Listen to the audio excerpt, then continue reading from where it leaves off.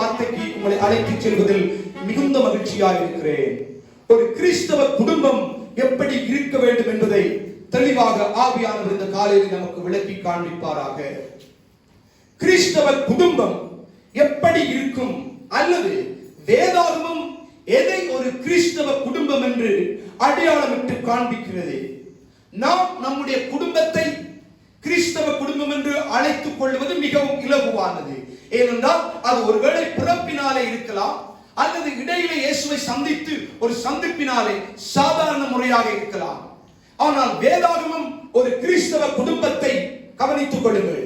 ஒரு கிறிஸ்தவ குடும்பத்தை அது உன்னத நிலையில் அல்லது தேவன் அதை ஒரு மேன்மையான நிலையிலே காண்பிக்கிறதை உங்களுக்கு காட்டித்தர விரும்புகிறேன். அநேக குடும்பங்கள் வேதத்திலே தேவனாலே எழுதப்பட்டிருக்கிறது. அநேக குடும்பங்களை, கணவன் மனைவி பிள்ளைகளை ஆவியானவர் எழுதி வைத்திருக்கிறார். சில குடும்பங்கள் சாட்சியற்ற குடும்பங்களாக, தேவனுக்கு துரோகம் பண்ணின குடும்பங்களாக, தேவனை மதிக்காத குடும்பங்களாக, தேவனுக்கு புறமுதுகு காட்டினவர்களாக தேவனற்று வாழ்ந்தார்கள். அதனால் அவர்களுக்கு வந்த முடிவையும் காண்பிக்கிறது. இன்னும் ஒரு சில குடும்பங்கள் நல்ல கணவனாக, நல்ல மனைவியாக, நல்ல பிள்ளைகளாக தேவனை தங்களுக்கு ஆதாயமாக்கி கொண்டு அவருடைய வார்த்தைக்கு சம்பூர்ணமாய் ஒப்புக் கொடுத்து அவர்கள் தங்கள் ஓட்டத்தை அழகாக முடித்திருக்கிறார்கள். இன்னும் சில குடும்பங்கள் கவனிங்கள், இரண்டாக பிரிந்திருக்கிறது. ஒரே வீட்டுக்குள் இரண்டாவது ஒரு குடும்பம் பிரிக்கப்பட்டிருக்கிறது. ஒன்று தேவனை சார்ந்து வாழுகிற மக்கள், இரண்டாவது தேவனற்றவர்களான ஒரு கூட்டம் ஒரே குடும்பத்திலே இருக்கிறது. இன்னும் ஒரு குடும்பம் உண்டு, கவனிங்கள். அந்த குடும்பம் எந்த விதமான கரிசனையும் அற்று முன்னே ஒரு வாழ்க்கை வாழ்ந்தோம், இப்பொழுது ஆலயத்துக்கு மாத்திரம் போகிறோம், ஆனால் உலகத்தில் வாழுகிற மக்களாக, உலக மக்களை முறைகளாக வாழுகிற ஒரு கூட்டம் உண்டு. இன்னும் நான் உங்களுக்கு சொல்ல போனால் வேதாகமத்திலே பலதரப்பட்ட குடும்பங்களை ஆவியானவர் எழுதி, மகனே மகளே நீ இதை கற்றுக்கொள்ள வேண்டும். உன்னுடைய ஜீவியம் சிறப்பானதாக அமைந்து நித்தியமா மோட்ச வீட்டை சந்திப்பதற்கு நீ ஒரு நல்ல பக்குவமாய் இருக்க வேண்டும். முதல் ஒரு குடும்பத்தை நான் உங்களுக்கு காண்பிக்க விரும்புகிறேன். என்னுடைய கூட ஆதியாகமத்தின் புஸ்தகத்துக்கு திருப்பிக் கொள்ளுங்கள். ஆதியாகமங்களின் புஸ்தகம் 3வது அதிகாரம்.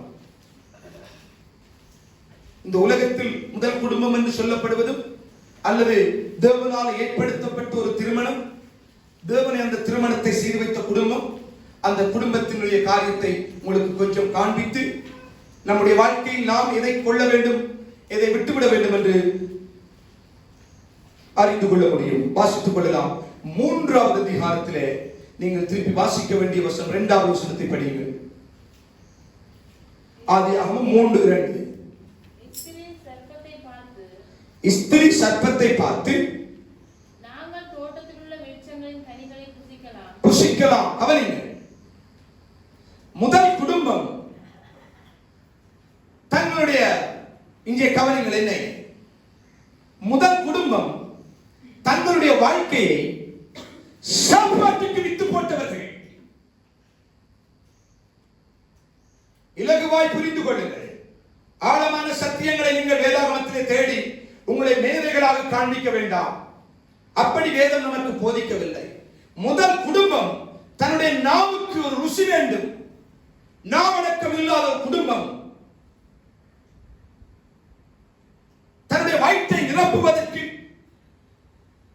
தன்னுடைய வாழ்க்கையிலே தேவன் விதித்த பிரமாணங்களுக்கு, முறைகளுக்கு விரோதமாக செயல்படத்தக்கதாக புசிப்பு புசிப்பு, எப்ப பார்த்தாலும் ஆகாரம் ஆகாரம் என்று வாழ்ந்த ஒரு குடும்பத்தின் நிலை பரிதாபமாய் போய்விட்டது. விலகிக் கொள்ளுங்கள். மனிதன் அதற்காக சாப்பிடக்கூடாதா? இல்லை, நன்றாக சாப்பிட வேண்டும். ஆதியிலே ஆண்டவர் உண்டாக்கின மனிதன் பழங்களை சாப்பிட வேண்டும், காய்கறி இலைகளை சாப்பிட வேண்டும், தேவனால் ஏற்படுத்தப்பட்ட நல்ல கிழங்கு வகைகளை சாப்பிட வேண்டும். அது இயற்கையாக தேவன் உண்டு பண்ணினது, நல்லது.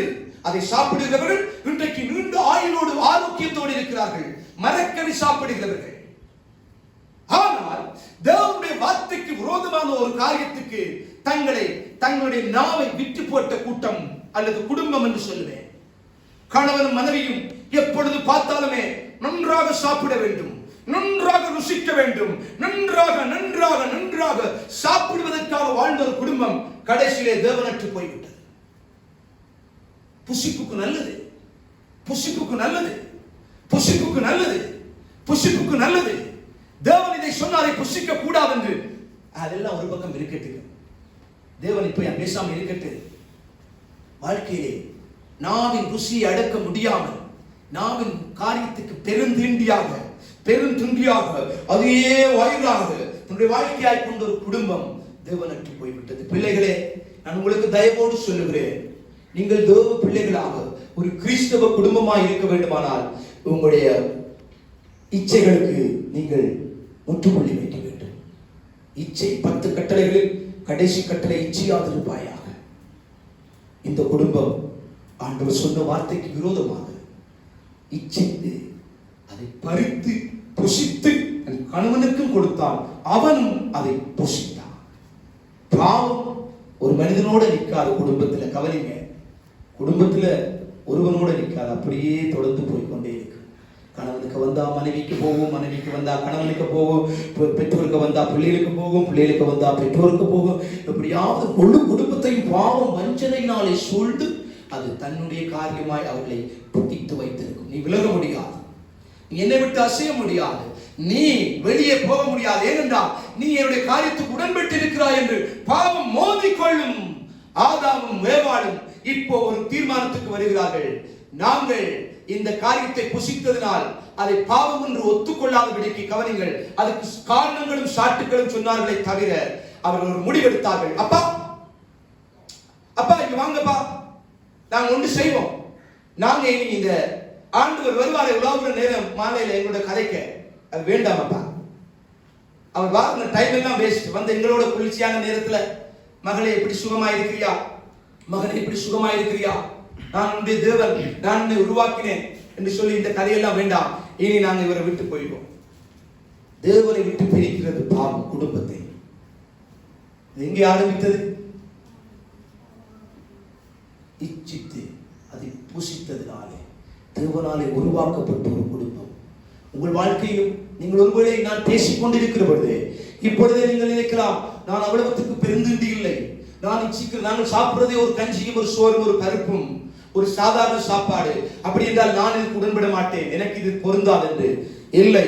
உன் வாழ்க்கையிலே மறைந்திருக்கிற ஒரு இச்சை என்கிற காரியம் உள்ளாக உனக்குள்ளே வேர் விட்டு கவனி. உன்னை தந்திரமாய் வலையிலே போட்டு உன்னை அந்த இச்சை கற்பந்தரித்து அந்த கற்பம் பாவமாகி அந்த பாவம் பூர்ணமாகும் பொழுது வேதம் சொல்லுகிறது மரணத்தை பிறப்பிக்கும். பாவம் பூர்ணமாகும் பொழுது அது மரணத்தை பிறப்பிக்கும்.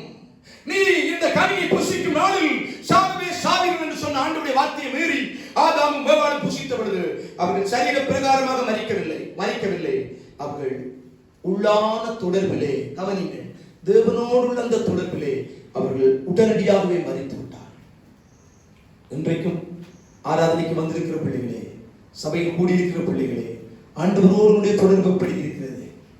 மரித்த நிலையிலே இருக்கிறதோ அல்லது உயிருள்ள நிலையிலே ஆவியோடும் உண்மையோடும் கர்த்தரை தொழுது கொள்ளுகிறீர்களோ? குடும்ப ஜெபங்களிலே, வீட்டு ஜெபங்களிலே, தனி ஜெபங்களிலே, ஆலய கூடுகைகளிலே, உபவாசி ஜெபங்களிலே, வேத படிப்புகளிலே, இன்னும் என்னென்ன காரியங்கள் சபையிலே ஒழுங்குபடுத்தப்பட்டிருக்கு, உயிருள்ள ஓட்டமாக உங்களுடைய வாழ்க்கை காண